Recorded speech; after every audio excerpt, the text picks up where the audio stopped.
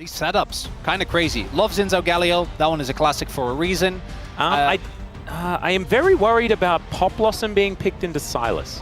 Yeah, okay, so, well, Sylas already had like 50 worlds. Yeah, fair enough. Imagine how to trade, I was about to say, if he hits the chain. Yeah, and he does, that's the solo! And the flash down for Doran! Against him, we saw Owner, you know, mostly paying his attention towards the bot lane as... Oh god. It's no flash. It's gone from bad to worse, ladies and gentlemen, as Doran's level 3, and he's just dead. Gideon, was that like a level up? Oh no, he got the trial proc.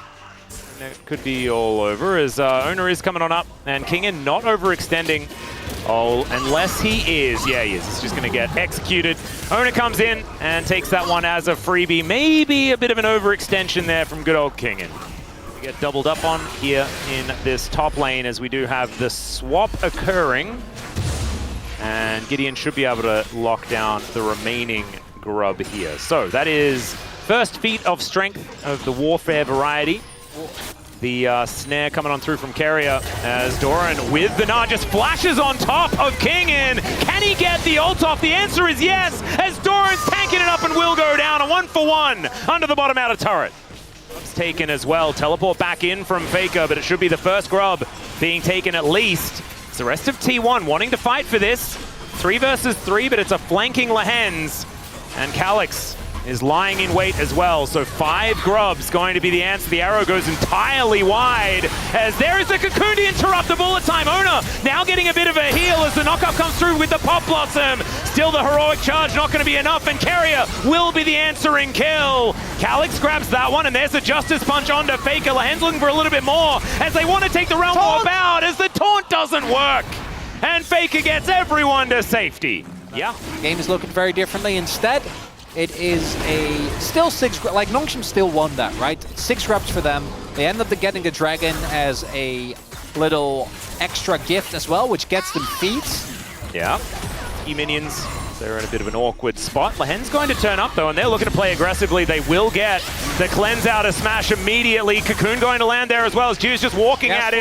Frost shot going to connect. The volley's going to land as well, and there is nothing they could do about it. That's a huge knock from Kingen, who's just diving the turret. Ulti going to miss as Kingen will go down in the 1v1, but Owner now will find Gideon, and that's going to even it out for T1. They'll take a little bit more. Wind becomes lightning. There's a nice little heal there from Gideon as he's just fighting as best he can, but the damage is going to be there from Owner. As low as he is.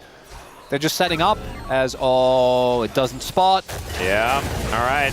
We'll see whether Kingen's going to be able to ward them off. Tough.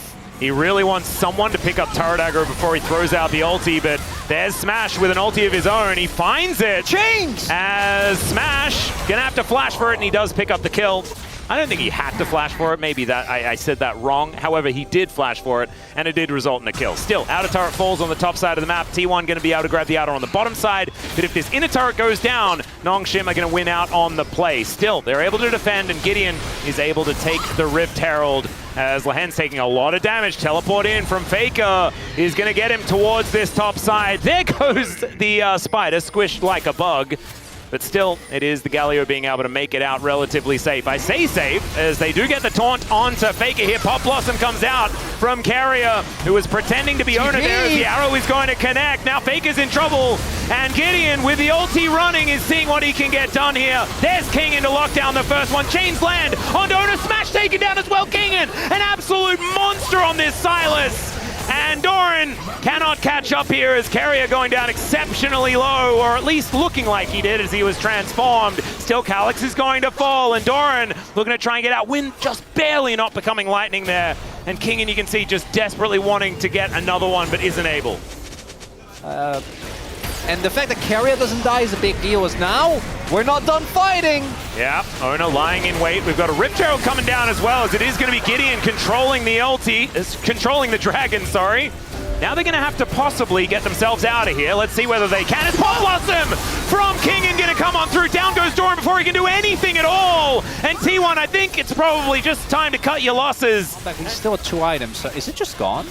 Well, it's down to 4,000 health. They're focusing it, and yeah, I don't know whether Owner's going to be able to get it here. He does, and he steals it away. Highway robbery here from T1 is now Gideon. Kingen gets the flash in. They take down the Nico immediately. There's the knock-up onto Faker. He is completely taken out. And now Lehens, he will be taken by Doran, but Faker is still in trouble, and there is the taunt to finish him off. Doran goes down as Chiu gets his hands on this Gnar, and over the wall comes Calix, or at least he tries to. Not going to be able to there, and they'll settle for a kill under the misfortune. Only Owner left standing. How many of these petals will they actually be able to pick up, though? That's the big question, as there are a lot of them strewn all around the place, and the third Drake going to be picked up here by Nongshim. A bunch of these petals. They're basically even. Nongshim, I'm pretty sure, is also, or was also, at exactly 26. All right. So not exactly end of the world, as in comes Owner, and they are just going to kill Lehens. He does repel, gets onto a Mega Blast, going to never mind. They don't kill Lehens, they try to kill Lehens, and Lehens says no. As there's a taunt on to Carrier here, who's dead. That's a colossal smash to the noggin, and instead of Lehens being dead, it's Carrier who's dead. It's actually a really good game plan. Mind control them into taking the Baron. It's Lehens working. Possibly in trouble. Smash could be in the wrong spot now, though, as Faker is realm warped in. Gideon engages on top of him. The rest of T1 a little bit too far away, though, and down goes the jungler. Arrow also going to narrowly be hopped here by Doran. And Kingen is in the mid lane, just defending here at the same time. Yeah, there's no smite here anymore. Owner cannot smite when he's dead, ladies and gentlemen. This is what I'm discovering. That was the game plan! Oh god, Kingen also has a Gnar ultimate here. It's going to be really dangerous if T1 go for a counter engage, so the Baron is just gone. The bullet time is an attempt, but it's a failure. And the first Baron, once again, here in game number 2, is going to go over to Nongshim. He's not live, right? Not able to actually show up to the fight, not having the pop loss. Oh, Owner thinks that he's found an angle, but instead it's Lehens that cocoons him up. The rest of T1 are turning up, but Gideon is ignoring them. Wind becomes lightning. Owner is going to get taken down so incredibly low as Kingen finds an ulti. Chiu finds an arrow. He knocks it. He takes down Bristle and Sejuani. And now T1 looking to try and defend their inner turret, but these are baroned up minions. These are 6 grubs, and Nongshim are having none of it. Atlas, by any chance, have you looked at your hands recently? Yes. Oh man, it's quite moist. I'm not gonna lie, there is game all over these hands, Chronicler. Well, it doesn't have to be wet. It could just be game. It is though. It's really warm in here. As Nongshim setting up for the Chemtech Soul. Yeah. Nongshim might have actually done it this time around, Atlas. Well, you say that, and you also often say that curses aren't real, but I want you to be a little bit more careful if you could, because we want to get as much series out of this one as we possibly can. Control ward, been real far forward, but that was a fake carrier, so not going to need to worry about that too much. And T1, they know that they need to fight for this one. In goes Gideon, just deciding to start off the fight. I don't know about that one, as the ulti does come on through, and he does stay alive.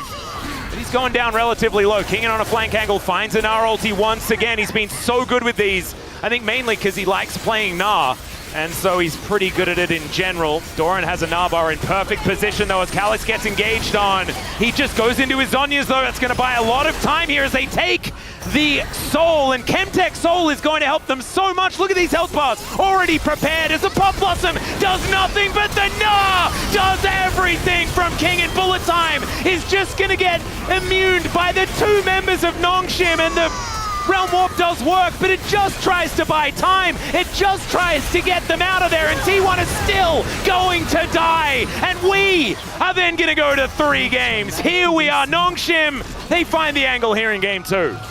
Nongshim got close in game 1, but it wasn't quite enough. The Baron ended up being their downfall. That start of the fight with Gideon getting chunked, I was worried, but I needn't be, as Nongshim knocking down the Nexus. Amazing stuff. These were some of the best highlights from today's matchup. Which moment was your favorite? Let me know in the comment section below. This is OP, and I'll see you tomorrow. Take care.